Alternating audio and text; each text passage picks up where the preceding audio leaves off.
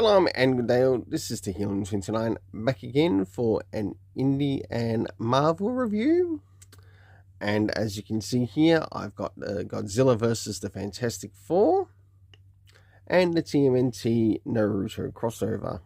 I'll now get things ready and organized for the first one that will be reviewed. So starting off with first things first, does this cover in any way, shape or form connect to something that is happening inside with the story? It does, to which I give it a 7.5 out of 10.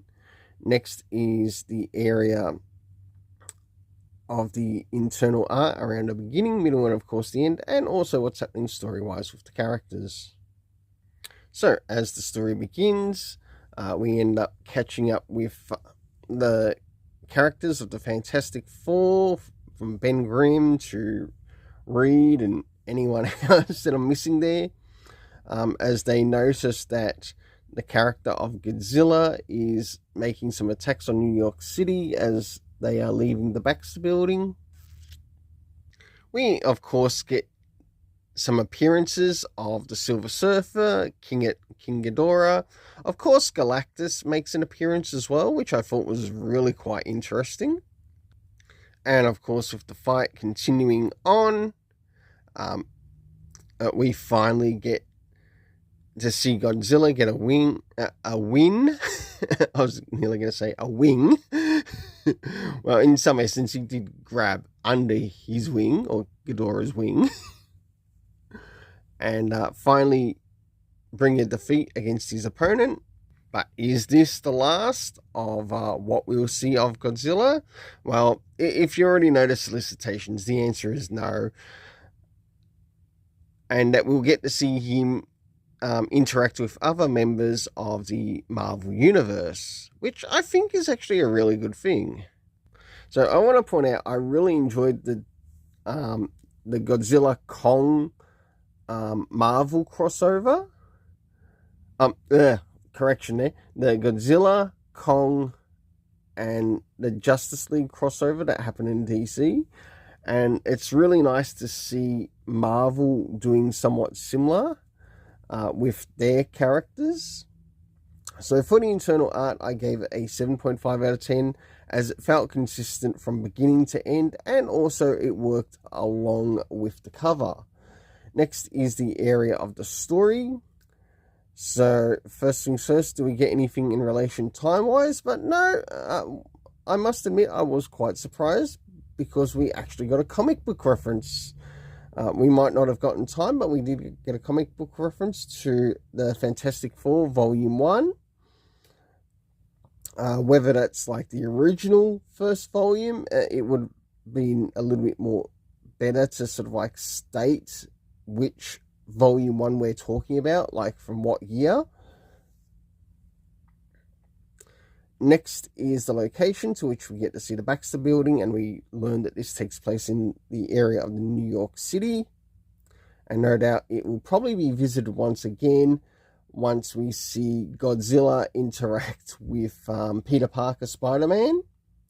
And hopefully it's just Peter Parker Spider-Man and not lazy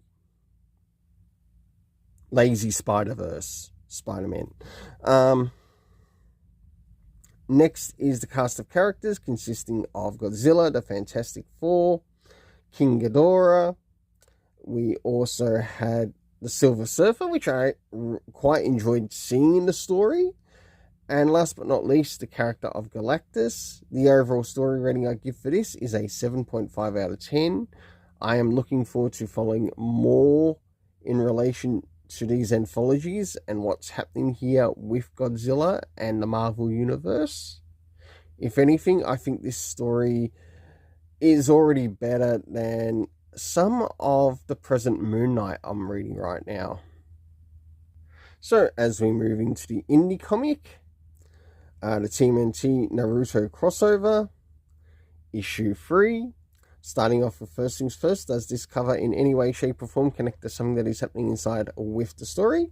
Sure enough it does, to which we get to have Team 7 actually visit the Turtle Lair in New York City. So I thought that was really clever, and that's why it deserves the 7.5 out of 10. And it does work really well with what's happening in the story. Now it's time to move into the area of the internal art as we have a look around the beginning, middle, and of course the end, and also what's happening story-wise with the characters. So as the story begins, we finally have Team 7 going to New York City with the Turtles, and of course they get to visit quite a number of places within the story. We learn that Master Splinter, along with Race Swap O'Neil,